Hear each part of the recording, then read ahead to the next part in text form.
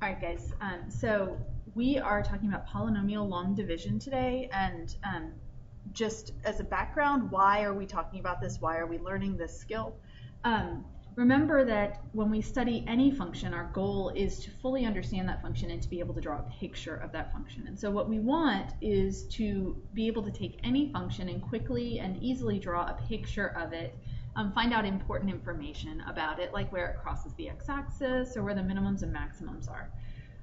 Polynomial long division and polynomial synthetic division both allow us to find out some of that information. So this is a tool that we will use later on, both in graphing polynomials and in graphing rational functions, to find out information about a function that we want to draw a picture of. So this is a tool that will aid us in drawing an accurate picture of a graph. Okay. So what we are doing is we are taking two polynomials, so two variable statements, and we are going to divide them. So when we do that, the way we write our answer and the way we represent the situation is we say our dividend, which is the polynomial that we are dividing, it's the one that goes under the house, divided by our divisor, which is the thing we're dividing by, is equal to the quotient, or our answer, plus our remainder over the divisor again. This is the way we write our answers, and it'll make more sense when we get down to the actual problems on the notes page, but this is the way we write our answers. Before we start dividing polynomials using long division, though, I am going to remind you about how we use long division with numbers, because it is very helpful for us to remember how we use long division with numbers to understand how we divide polynomials. So I have this problem right here. I'm dividing 32,756 by 15. And so the first thing I do is I ask how many times 15 will go into 32. And the answer is 2. So I write a 2 above the 2, and then I multiply. I multiply 2 times 15. 2 times 15 is 30, and I'm going to write a 30 here. And the next step, and this is a really important step, is that we subtract. So I'm going to subtract 30 from 32, and what I get is 2. Then I'm going to, 15 does not go into 2, which is the way it should be, because if it did, we would have done something wrong here. 15 does not go into 2. So I need to pull down another number. So I'm going to pull down the 7, and I'm going to ask, how many times does 15 go into 27? And in that case, the answer is 1. It only goes into 27 1. And so I multiply 1 times 15, and I put a 15 here. And then I subtract, and I get 12.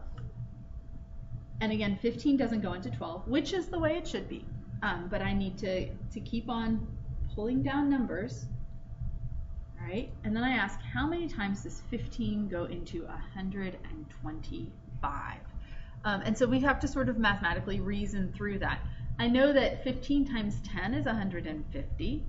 And so that means 15 times 9 is 135, which means that 15 times 8 is 120. And so we're going to say 8 here.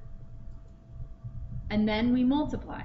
8 times 5, that is 40. So I put a 0 down there, and we just sort of mentally put a 4 right there because we're carrying it, right? And 8 times 1 is 8, plus 4 is 12. So there's your 120. And then, that 4, at that point, that 4 is not a part of this problem anymore, so we need to make sure we don't leave it there. Then we subtract, and I get 5, and again 15 doesn't go into 5, so we need to bring down the 6. And I ask, how many times does 15 go into 56? And the answer is 3. 3 times 15 is 45, and I subtract. 56 minus 45 is 11. 15 doesn't go into 11, and I am out of terms. I'm out of numbers up here. So this 11 becomes our remainder. That 11 becomes our remainder. If we were going to write this, how would we write this if we were in an elementary school class? We would say our answer is 2,183 remainder of 11. Or you might say the answer is 2,183 and 11 fifteenths, right? Plus 11 fifteenths. You might say that. If we were writing this the way we write a polynomial solution, though, we take our original problem, so our 32,756 divided by 15 is equal to 2,183 plus 11 over 15. And that's how we would write the solution to this problem. Now, what is important about this is that the division process, long division, involves us stating how many times the divisor will go into a piece of the dividend, writing it up here, multiplying and then subtracting. Bring a number down, put our guess at how many times, it's not a guess, it's an educated guess, at how many times our divisor goes into this number here, multiply, subtract, pull down, right? How many times does it go into this number? Multiply, subtract, and then pull down extra terms. And so that process of stating a term in our quotient, multiplying, subtracting, and then pulling down another piece of our dividend, stating a term in our quotient, multiplying, subtracting, pulling down another piece of our dividend. That process, it's sort of a circle, is the same process we use to do polynomial long division. So I'm going to keep referencing back to this problem as we go through the other problems on the notes.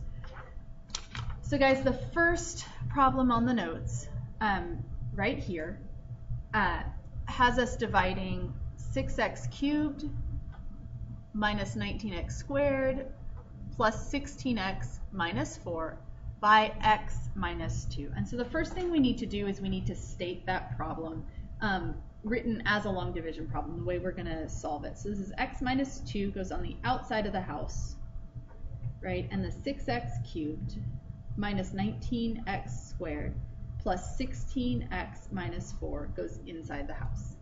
And what you do then is, for polynomials, we just look at the first two terms because it would be too complicated to say x minus 2. So what I do is I look at the x and I look at the 6x cubed and I say, how many times does x go into 6x cubed? Or I can state that question another way and say, what times x will give me 6x cubed? And so what times x will give me 6x cubed? And the answer is 6x squared. And so we write a 6x squared there. And so now I've stated a term in my quotient. I'm going to multiply and then subtract. So 6x squared times x is 6x cubed. 6x squared times negative 2 is negative 12x squared. So there's the multiplication, and now I need to subtract. And the only tricky thing about this is that you need to make sure that when you subtract, you change the signs in all of the terms here. So this becomes a negative 6x cubed because I'm subtracting, but the sign on the 12x squared also changes. And if you have another color, if you have a pen instead of a pencil, or a colored pen or a marker or a colored pencil, I highly recommend that you write those new signs in another color that really indicates to you that you've changed the signs. So what happens here is the 6x cubes cancel out, which is good. That's what we want to happen. And here, negative 19x squared plus 12x squared is negative 7x squared. I have two terms here, so I need to bring down another term, so plus 16x. And then I repeat the process. I say, what times x will give me negative 7x squared? And the answer is negative 7x. And so then I take this and I multiply. So negative 7x times x, which is negative 7x squared. Sorry about the phone, guys. And negative 7x times negative 2 is positive 14x.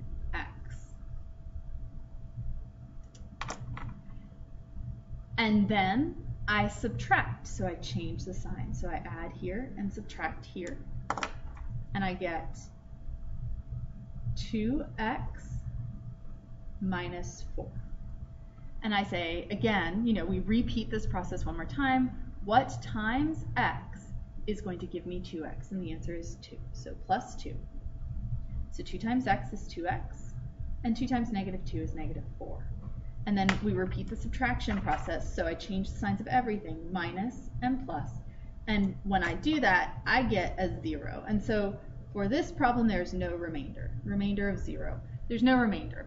And if you remember from Algebra 2, we used this to factor. And when you got a remainder of 0, that meant that this term right here, your divisor, is a factor of this expression here. So x minus 2 is a factor of 6x cubed minus 19x squared plus 16x minus 4. That's not important for today, but just so you guys sort of think about that a little bit. All right, guys, if we want to write this the way that we should write our solutions, I'm going to write this in my original problem, so 6x cubed minus 19x squared plus 16x minus 4 divided by x minus 2 is equal to, and then I'm going to write my answer. We'll zoom out a little bit. I'm going to write my answer, 6x squared minus 7x plus 2. And if I had a remainder, at this point I would write plus my remainder divided by my divisor. I don't, but if I did, so we would say plus 0 over x minus 2. You don't need this because it's just 0, right? It's just 0. But if we had a remainder, we'd write it like this. All right, guys, let's look at the next problem. Right here, divide 2x to the 4th plus 4x cubed minus 5x squared plus 3x minus 2 by x squared plus 2x minus 3. So I'm going to rewrite this problem. So it's x squared plus 2x minus 3 divided by 2x to the 4th plus 4x cubed minus 5x squared plus 3x minus 2. And again, even though there are 3 terms here, I'm only looking at the first term. So what times x squared gives me 2x to the 4th? And the answer is 2x squared. So 2x squared times x squared is 2x to the 4th. 2x squared times 2x is 4x cubed. And 2x squared times negative 3 is negative 6x squared. And that's our multiplication process. Now we do our subtraction process. And remember, you've got to subtract every term, which means we change the sign on every term. That positive becomes a negative, and this negative becomes a positive. What happens here is interesting. Both of these terms cancel out. That's okay. We don't need to worry about that. Just deal with what you have left. So what I have left is 1x squared. And because I have 3 terms here, I'm going to need 3 terms here. So I bring down both the 3x and the negative 2. And I just proceed from there. So what times x squared gives me x squared? And the answer is 1. All right, and then so 1 times x squared is x squared. 1 times 2x is 2x. And 1 times negative 3 is negative 3. And again, you subtract, so change all of the signs, minus, minus, plus. And you get, in the end, x plus 1. And that's your remainder. And the reason it's your remainder is that I can't multiply x squared by anything that will give me x plus 1. Like, that's the end. I can't multiply x squared by anything that will give me x plus 1. And the way we write this solution, again, is we say x squared plus 2x minus 3. Oh, wrong way, guys. That goes under the 2x to the 4th plus 4x cubed minus 5x squared plus 3x minus 2. That goes on top, right?